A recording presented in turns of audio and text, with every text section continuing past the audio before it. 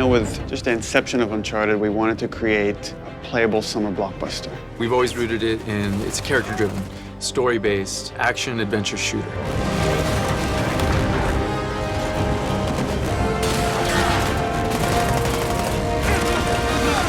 Underneath all of that, there's meaningful story moments, there's lovable characters. It's been a while.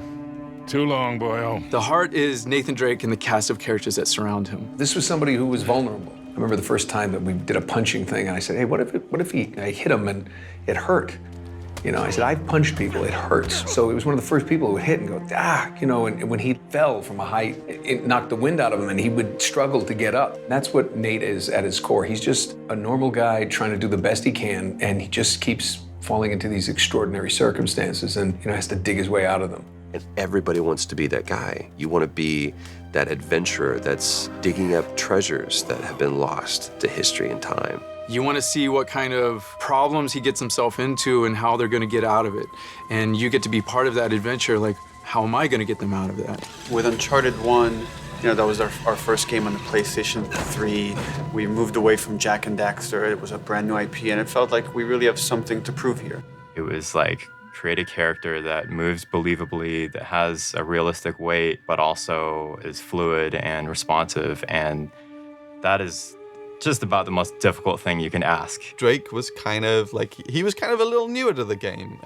He was still figuring himself out, and so was the studio in lots of ways. We were still trying to figure out what Uncharted was. The cutting edge part of Uncharted was the process by which they decided to capture the content. And a lot of it was trial and error and trying to figure it out and trying to gain experience of doing that. All the games that I'd done before were all you go into a booth by yourself and you do the lines one by one. And I thought that's what it was going to be. And Gordon Hunt, who was the director, came over, and I'd known him for a while, and he said, this is what we're going to do. You're going to start out here, and you're going to go, and I, whoa, Gordon, what are you talking about, moving around here? This is a game, right? And he said, yeah, it's motion capture. And I went, motion what?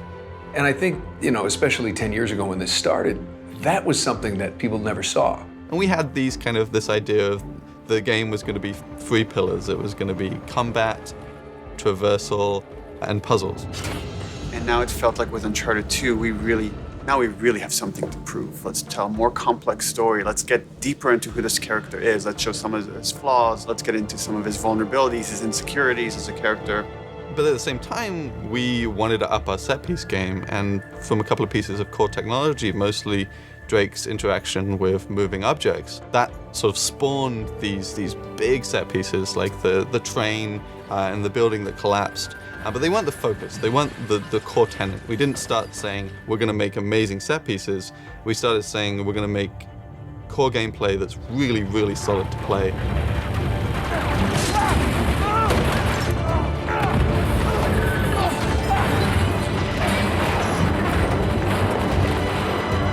By the time we got to 3, it was like, okay, how do we take all of that and go bigger?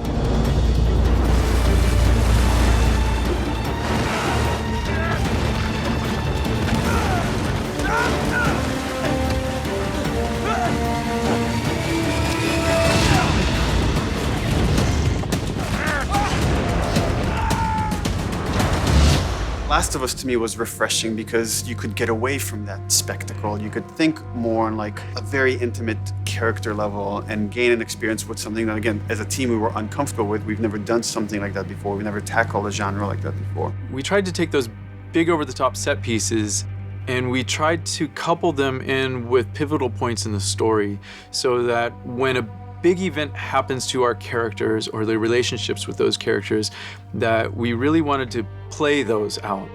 The ideal for us is that when you're playing the game and the character's going through an emotion on the screen, that we've made you feel that emotion. One thing that we really learned from The Last of Us and kind of experimented with and got really good results from is just allowing the player to just poke around in an intriguing environment. You know, talk to people, have these kind of side conversations with your buddies or with your allies and stuff that give the player this slow time to really make themselves a part of this world. Hey, you like that? Huh? Nate, tower. If it's solid, come on, it's a lemur. Come on, come say hi. Something that we really felt like we learned a lot on The Last of Us is the relationship between Joel and Ellie, and how it's not just Joel doing everything, but Ellie is a big part of it as well. And it feels so satisfying when she helps him out at the last minute, right when you need it. It really resonated with us, and we really want to incorporate that type of feeling as well with the characters that you travel the story with. We want them to be there with you and helping you, and you guys working together as a team. After making The Last of Us, I think that influenced a lot in making a more personal story with Uncharted. But at the same time, you know, we love Uncharted. This is still the Uncharted that you've always loved. It's just there's more layers to it now. So moving back into the Uncharted world is kind of like coming home in a way and creating a very kind of brighter, larger world to play in. It's similar in some ways to, you know, Nathan Drake being drawn back to the adventure, being for us to like go big again and go like big spectacle, big explosions, while trying to like take on all the lessons we've learned throughout the games that we've worked on and try to tell a more human story within that. Uncharted 4, perhaps as a result, is going to be the best balance of bombastic and over-the-top and exciting adventure and these smaller moments, these small intimate moments that end up meaning just as much, that end up sticking with us for just as long.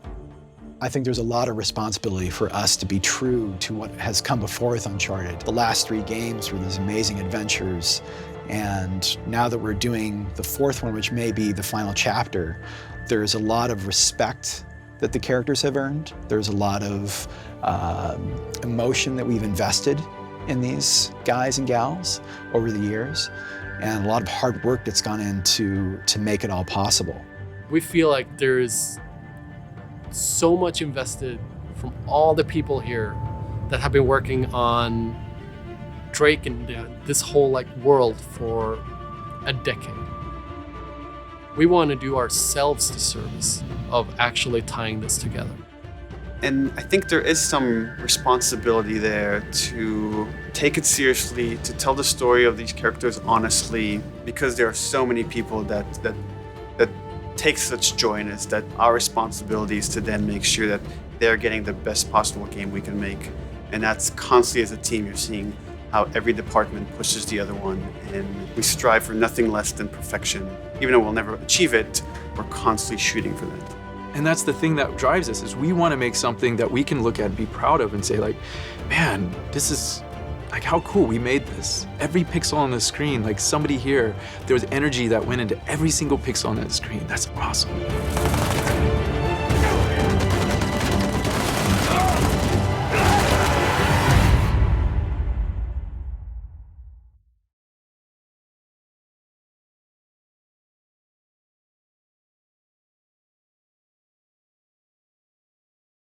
PS4 for the players.